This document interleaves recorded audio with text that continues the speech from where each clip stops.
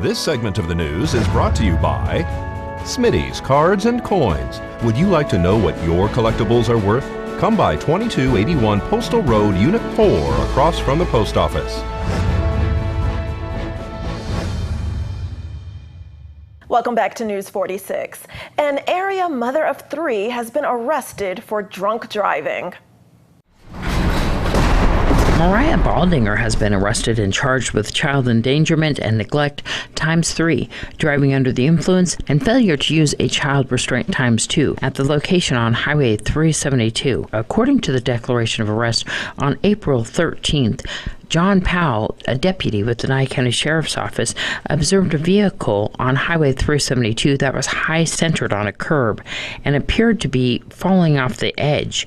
Both front tires were off the ground, he said. He pulled behind the vehicle and activated his emergency lights. Inside the vehicle, he observed a baby approximately 5 months old and a toddler boy in the rear seat. There was no other occupants inside the vehicle. The vehicle's keys were in the ignition and the vehicle was engaged in the reverse position. Moments later, he saw a female walking westbound on Highway 372 near Pahrump Valley Boulevard in the construction area, holding a female toddler. A construction worker was walking with the female, who was identified as Mariah Baldinger. The construction worker said that she had asked him for help. After speaking with Baldinger, the deputy said that her speech was slurred and she appeared to be confused. Her gait was unsteady and she had actually urinated on herself. She told the deputy that she was new to the area, though the deputy said he had prior contact with this individual. He also asked her about any narcotics use or alcohol consumption. She said that she had used marijuana approximately 2 to 3 weeks prior, but nothing else. Then she admitted that she had drinking some malt liquor and also had a shooter approximately 1 hour earlier. Baldinger, according to the Nye County Sheriff's Office deputy, failed the field sobriety test on site. She was transported to the Nye County Sheriff's Office Detention Center, where the grandmother picked up her 3 children. Deputies conducted 2 breath samples on Baldinger.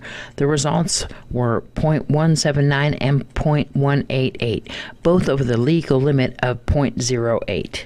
This is Deanna O'Donnell for News 46.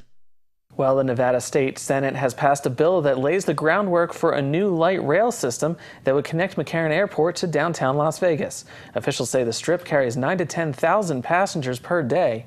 The plan would call for a 2-way light rail system that would position rail cars on both sides of Maryland Parkway. The multi-billion-dollar project would also include makeovers for pedestrian walkways and a go-ahead to explore the use of self-driving cars. And now Angela Miles brings your Business First brief. Topping our news, credit card competition is chipping away at American Express. The financial firm posted a 13% drop in its first quarter profit after spending more money on premium rewards to hold on to customers. Still, AXP beat Wall Street's earnings and sales expectations, sending shares higher last night. Navient is buying up student loans. The company recently disclosed plans to buy JP Morgan's $6.9 billion education loan portfolio. The CEO says Navient has its eyes on a number of other banks carrying student loans. Applications are falling for high-tech workers from other countries who want to work in the U.S. The U.S. Citizenship Immigration Services calculates recently there were 199,000 H-1B visa applications compared to 233,000 a year or 2 ago. Applications are down in the midst of uncertainty in the U.S. regarding foreign workers. All right, well, Deanna O'Donnell brings us this week's News Across Nevada. Nevada's Republican Secretary of State says 3 people who had not obtained citizenship by the 2016 election participated unlawfully in November. They are at the center of the Secretary of State's Barbara Sagaski's ongoing probe into voter fraud. She has said some state employees may have inadvertently registered green card holders to vote. Her office released data on Wednesday showing another 18 people without citizenship voted in other Nevada elections. 80 others have improperly registered at some point in Nevada history but never voted. Zergasky said last week she believes they could have registered through the Department of Motor Vehicles in a process her office approved.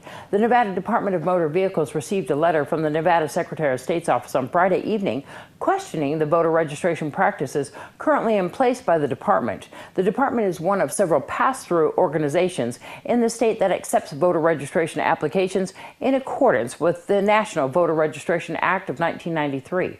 When the DMV receives an application from a customer, it is then transmitted to the appropriate agency, most often a county clerk or registrar's office, for processing. Through a recent multi-phase implementation, the motor voter process has been changed to be in full compliance with the federal guidelines, eliminating the need for customers to duplicate information.